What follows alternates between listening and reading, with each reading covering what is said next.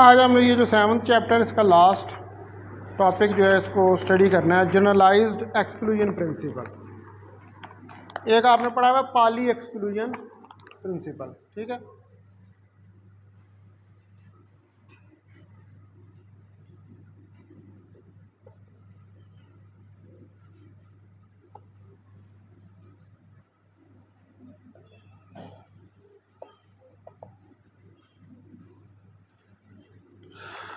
तो जो आपके पास सिस्टम है आइडेंटिकल फर्मियान्स का, तो फर्मियान्स के लिए हमें पता है कि इलेक्ट्रॉन्स की जब हम बात करते हैं तो पाली एक्सक्लूजन प्रिंसिपल जो है वो ये कहता है कि कोई भी दो इलेक्ट्रॉन जो हैं वो एक ही स्टेट में नहीं रह सकते और उनके अगर उनके same set of quantum numbers जो हैं वो हों, ठीक है। तो उनके क्वांटम नंबर्स जो हैं उनका डिफरेंट होना ज़रूरी है। अब जाहिर बात है कि क्वांटम नंबर्स आप कौन से लेते हैं, अब ये वाले क्वांटम नंबर लेते हैं,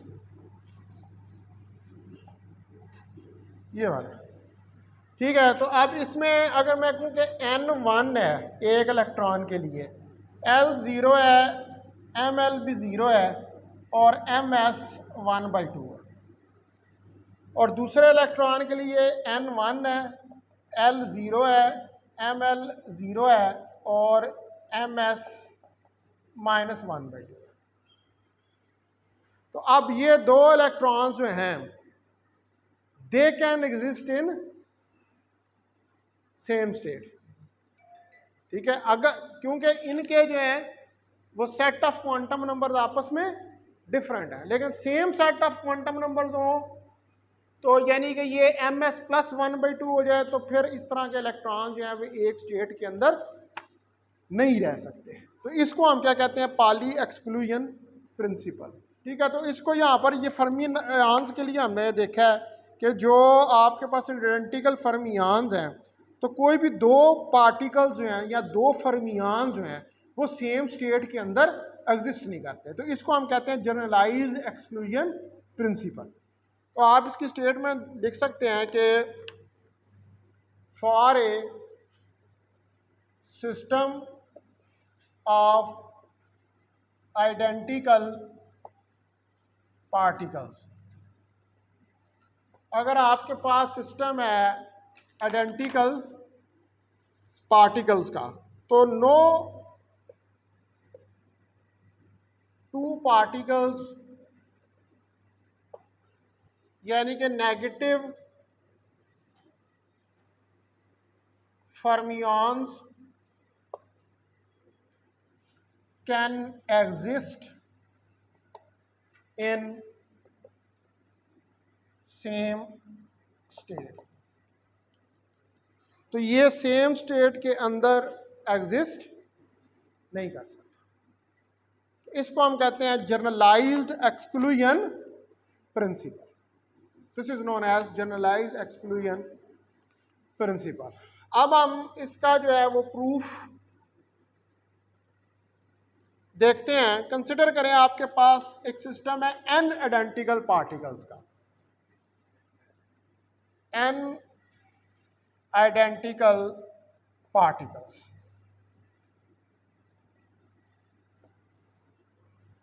n आइडेंटिकल पार्टिकल्स जो हैं उसका एक सिस्टम है, n तक हमने ले लिया, दो की नहीं चले बात करते, n तक ले लेते। और ये पार्टिकल्स कौन से हैं, फर्मियॉन्स।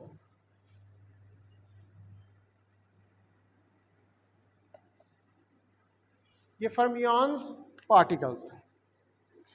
तो अब इनका जो ओवरऑल वेव फंक्शन है अगर मैं उसको राइट डाउन करूं तो psi 1,2 j, s,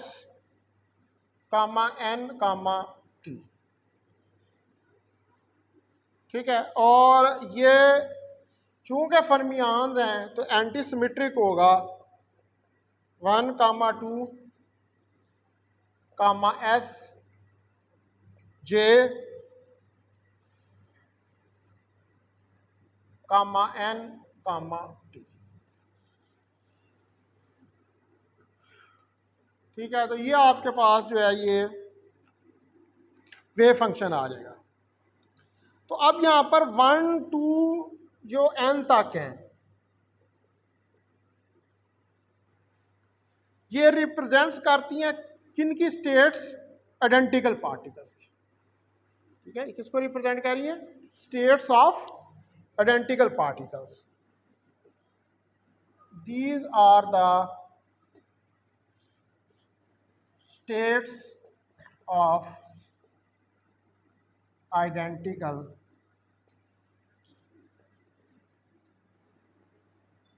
पार्टिकल्स। तो ये हमारे पास आइडेंटिकल पार्टिकल्स जो हैं, ये उनकी स्टेट्स हैं।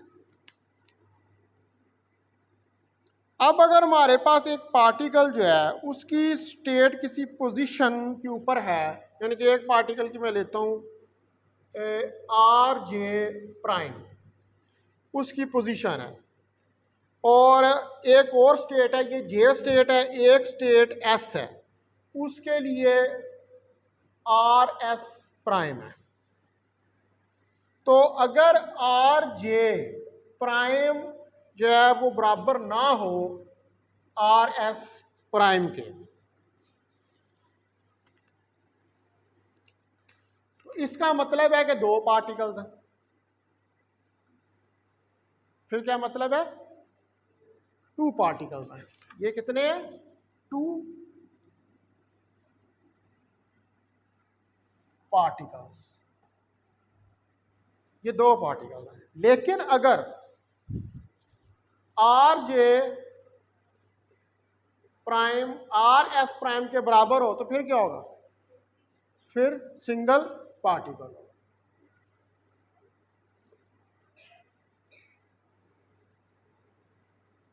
And it will be a single particle. तो इसका मतलब है कि अगर हमारे पास सेम स्टेट हो, ठीक है, तो फिर सेम स्टेट के लिए अगर दो पार्टिकल्स हैं तो टू पार्टिकल्स के लिए तो फिर आपको इनको पोजीशन वेक्टर्स को जमा करना पड़ेगा अगर सेम नहीं है तो, ठीक है। लेकिन अगर हमारे पास सेम स्टेट है, ठीक है, if we have same state, अगर हमारे पास सेम स्टेट है यानी कि एस जो है वो जे के बराबर है,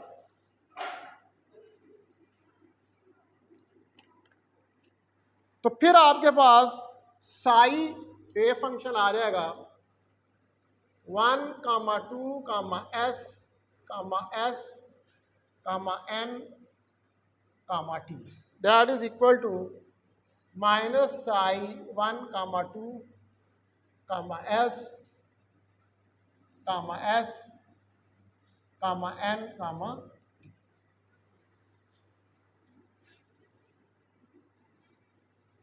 तो अब अगर इसको उठाकर मैं दूसरी तरफ ले जाऊं तो ये किसके बराबर आ जाएगा? That will be equal to 0, ये 0 के बराबर आ जाएगा, यानी कि ये बन जाएगा 2 psi 1, 2, S, S, N, T is equal to 0।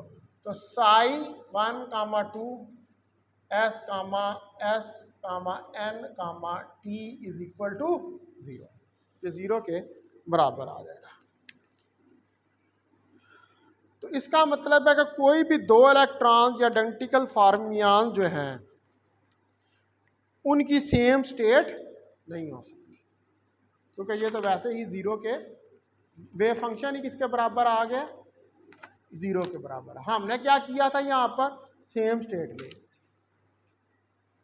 तो सेम स्टेट से कभी भी दो इलेक्ट्रॉन जो हैं उनका वेव फंक्शन आपके पास नहीं निकलेगा, ये कैलकुलेट करके देख लिया।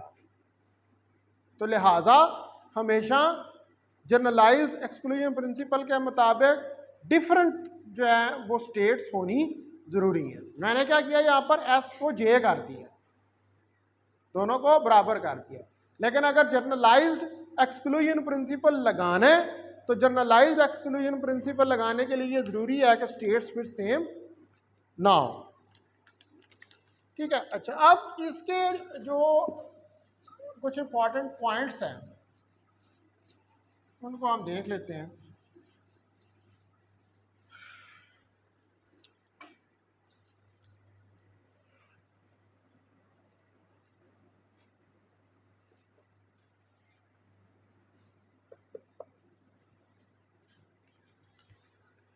तो इसका पहला पॉइंट ये है कि जो ओवरऑल वेव फंक्शन होता है सिस्टम का of identical particles must be symmetric और एंटी सिमेट्रिक, यानी कि जो ओवरऑल वेव फंक्शन है उसको सिमेट्रिक या एंटी सिमेट्रिक होना चाहिए।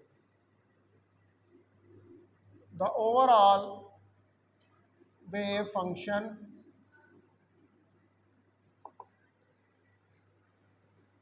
Of A system of identical particles must be symmetric or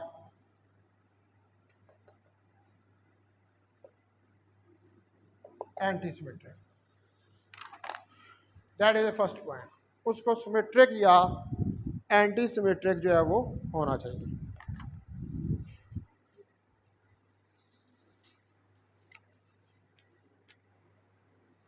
अच्छा, दूसरा ये है कि अब ये जो हमने एन आइडेंटिकल पार्टिकल्स की बात की है, you have not distinguish here कि ये फर्मियान्स हैं या बोजान्स हैं। तो हमें इस बात का पता है कि अगर तो बोजान्स होंगे तो फिर तो सिमेट्रिक वेव फंक्शन होगा, और अगर बोजान्स नहीं होंगे यानी कि फर्मियान्स होंगे तो फिर एंटी सिमेट्रिक जो है वो वेव फंक्शन होगा।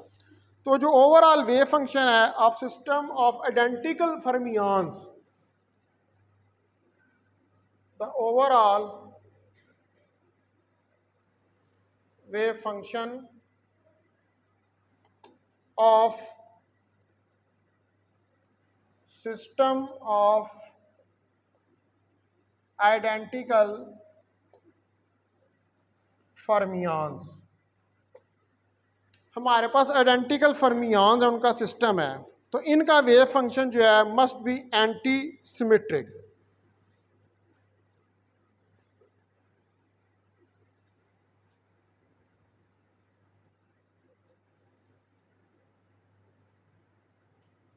तो इसको एंटी सिमेट्रिक होना चाहिए, and for bosons it must be symmetric, और बोसॉन्स के लिए इन्हें सिमेट्रिक होना चाहिए।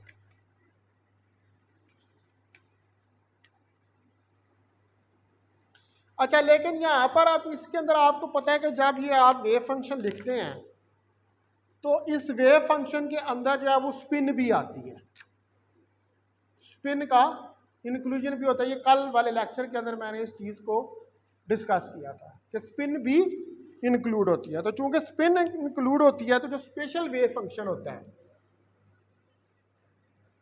हाउएवर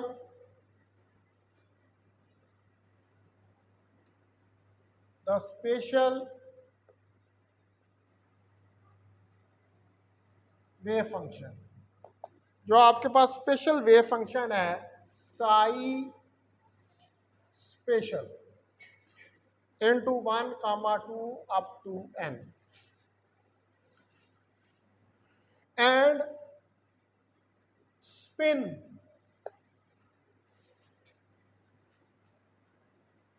वेव फंक्शन, और इसके साथ इसके अंदर टोटल वेव फंक्शन जो होता है उसके अंदर स्पेशल यानी कि पोजीशन का और स्पिन दोनों का वेव फंक्शन जो है वो इंक्लूड होता है, और उसको हम कहते हैं काई S M S 1, 2 n, t। ठीक है, यहाँ पर भी टी लगा लें क्योंकि टाइम की डिपेंडेंस तो आनी है। तो ये में भी सिमेट्रिक या एंटी सिमेट्रिक हों, ठीक है, में भी सिमेट्रिक और एंटी सिमेट्रिक। यहाँ पर भी आप देखेंगे कि आपके पास काई प्लस है या काई माइनस है, कौन सा वेव फंक्शन जो है आ रहा है। तो इसलिए फिर हम यहाँ पर वर्ड जो है वो ओवरऑल वेव फंक्शन का यूज करते हैं, यानी कि टोटल वेव फंक्शन की बात करते हैं, क्योंकि टोटल वेव फंक्शन जो होता है उसके अंदर स्पिन भी होती है और उसके अंदर यानी कि स्पिन वाला पार्ट भी होता है और स्पेशल पार्ट भी होता है, दोनों को मिलाकर पूरा वेव फंक्शन बनता है। क्योंकि आप जब भी क्वांटम लेवल के ऊपर जाते हैं तो आप कभी भी पार्टिकल जो है उसकी स्पिन को निगलेक्ट नहीं कर सकते, उसकी स्पिन वहाँ पर मौजूद होती है, ठीक है, वो चाहे अप हो चाहे डाउन हो, वो जिस भी स्टेट के अंदर है, लेकिन उसकी स्पिन जो है वो वहाँ पर मौजूद ज़रूर होगी।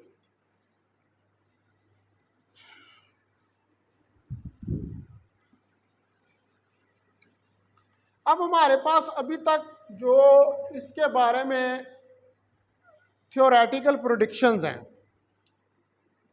और एक्सपेरिमेंटल ऑब्जर्वेशंस हैं, उनके मुताबिक ये पता चला कि जिनकी हाफ इंटीजर स्पिन होती है, हाफ इंटीजर यानी कि 1/2 से आप इसको लिखते हैं, हाफ इंटीजर स्पिन मींस जिसको हम 1/2 कहते हैं। तो इसकी वजह से जो हमारे पास वेव फंक्शन टोटल बनता है, जिसके अंदर स्पिन का पार्ट भी होता है और स्पेशल पार्ट भी होता है, इसकी वजह से जो आपके पास वेव फंक्शन बनता है, ओवरऑल जो टोटल वेव फंक्शन बनता है वो एंटी सिमेट्रिक होता है। In this case the total wave function is anti-symmetric।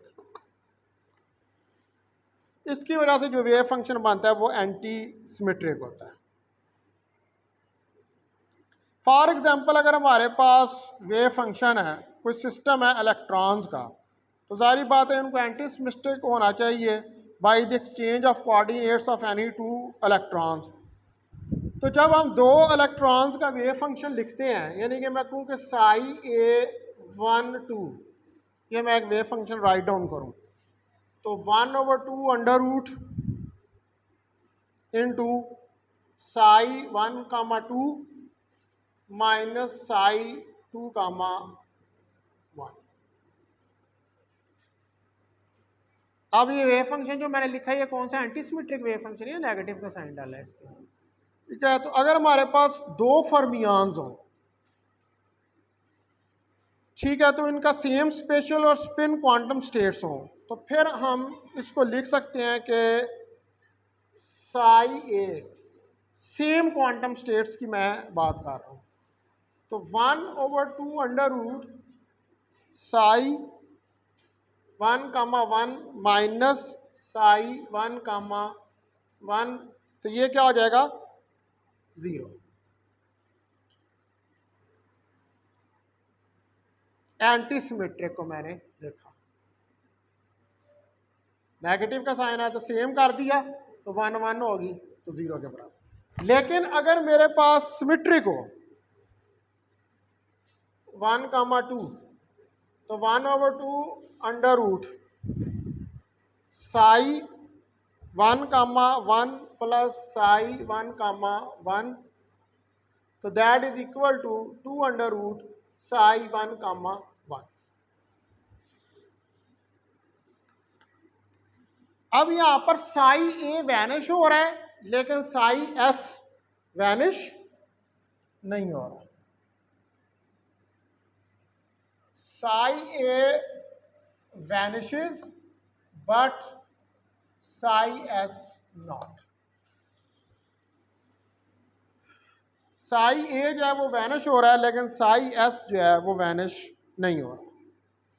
तो जो psi(a) है इसकी वैनिशिंग का मतलब ये है कि कोई यहाँ पर ऐसी स्टेट एग्जिस्ट नहीं करती कि जिसके अंदर कोई दो एंटी सिमेट्रिक पार्टिकल्स जो हैं वो रह सके, इसलिए 0 हो गया ना, वेव फंक्शन ही ज़ीरो हो गया।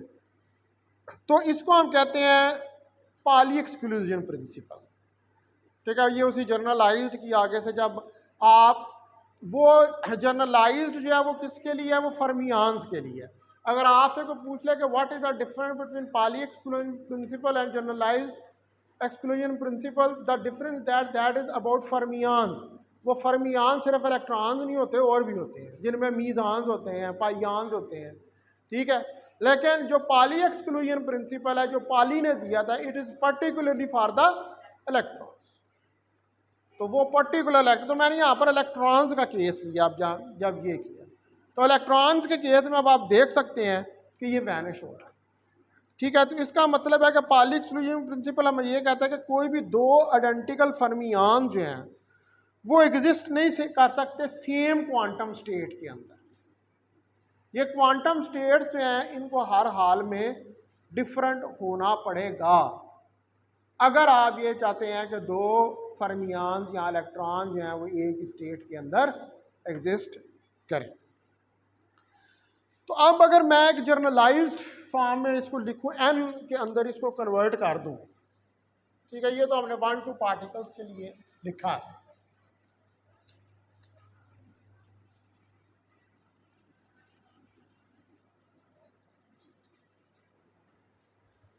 तो अगर मैं इसको कन्वर्ट कर दूं तो ये साई ए 1, 2, n, तो 1/n फैक्टोरियल का अंडर रूट, और ये डिटर्मिनेंट बन जाएगा psi 1 of 1, psi 1 of 2, so on psi 1 of n। ठीक है, इसी तरह psi 2 of 1, psi 2 of 2, so on psi 2 of n, and up to so on psi n of 1, psi n of 2 और psi n of n। ये determinant आ जाएगा। तो ये डिटर्मिनेंट जो अगर आप इसको देखें तो इस डिटर्मिनेंट के मुताबिक हम इंटरचेंज कर सकते हैं दो पार्टिकल्स को, और ये इक्वल है to interchange of 2 cases of determinant. ठीक है, आप इस डिटर्मिनेंट के मुताबिक ये जनरलाइज्ड डिटर्मिनेंट है। आपके पास n आइडेंटिकल पार्टिकल्स हैं, यानी कि n आइडेंटिकल जो हैं वो फर्मियान्स हैं। तो अगर आप दो ही पार्टिकल जो हैं उनको सेम स्टेट के अंदर पुट करेंगे तो जो रोज हैं डिटर्मिनेंट की वो करस्पॉन्ड करेंगी इन स्टेट्स को और बिकम हो जाएंगी आइडेंटिकल। तो फिर डिटर्मिनेंट क्या करेगा, वैनिश हो जाएगा। आप करके देख सकते हैं इसको, ये सेम स्टेट इसकी कर दें, सेम स्टेट करके इस डिटर्मिनेंट को ओपन करके देखें तो वो सारी टर्में आपस में कैंसिल आउट हो जाएंगी, और जब वो सारी कैंसिल आउट हो जाएंगी तो आपके पास आंसर जो है वो 0 के बराबर आ जाएगा। तो इसका मतलब है कि फिर चाहे आप इसको जनरलाइज्ड भी कर दें तो जो फर्मियान्स हैं वो एग्जिस्ट नहीं कर सकते सेम स्टेट के अंदर सेम टाइम पे होगा। लेकिन ये जो रिस्ट्रिक्शन है ये बोजान्स के ऊपर अप्लाई नहीं होती है, क्योंकि बोजान्स जो होते हैं उनका सिमेट्रिक वेव फंक्शन होता है। तो बोजान्स जो है चूंकि उनका सिमेट्रिक वेव फंक्शन होता है तो वो एक ही स्टेट में, एक ही क्वांटम स्टेट के अंदर उनकी स्पिन जो होती है वो इंटीग्रल 1/2 नहीं होती, उनकी स्पिन इंटीजर होती है। ठीक है, उनकी इंटीजर होती है, 0 1 2 3 4 5 इस तरह होती है, इंटीग्रल नहीं होती कि 1 2 1/2 3/2 इस तरह है उनकी। तो जो इस तरह के स्पिन वाले पार्टिकल्स होते हैं जिनकी 0 1 2 3 या इंटीजर स्पिन होती है, they can exist in the same state. तो बोजान्स के ऊपर ये रिस्ट्रिक्शन अप्लाई नहीं होती, ये रिस्ट्रिक्शन सिर्फ फर्मियान जो हैं वो उनके ऊपर अप्लाई होती है। बोजान जो हैं वो जितने मर्जी आप सेम स्टेट के अंदर रख लें। ये अभी आप पढ़ेंगे आगे जाके बोज आइंस्टाइन कंडेंसेशन। बोज आइंस्टाइन कंडेंसेशन भी ये होता है कि बहुत सारे बोजान जो होते हैं उनको एक ही क्वांटम स्टेट में लाकर इकट्ठा कर दिया जाता है, क्योंकि वो एक ही क्वांटम स्टेट के अंदर एग्जिस्ट कर सकते हैं, because they have symmetric wave function, क्योंकि उनके पास जो है वो सिमेट्रिक वेव फंक्शन होता है। ठीक है जी, अब ये चैप्टर जो है वो ख़त्म हो गया। Now I will move at to the next chapter, और ये चैप्टर जो है आपका ये वैसे बनता है, 4 आपने इसमें पढ़े थे, 3 अब तक पढ़ चुके हैं। ठीक है, और ये होगा, बल्कि अब मेरा टाइम ओवर हो रहा है, मैं इसको कल ही स्टार्ट करूँगा। ये पर्टर्बेशन थ्योरी वाला चैप्टर है, जिसमें औरंगज़ेब के मुताबिक बहुत ज़्यादा सवाल पिछले पेपरों के अंदर आ चुके हैं। ठीक है जी, इसको हम स्टडी करेंगे। उसके बाद वी विल डिस्कस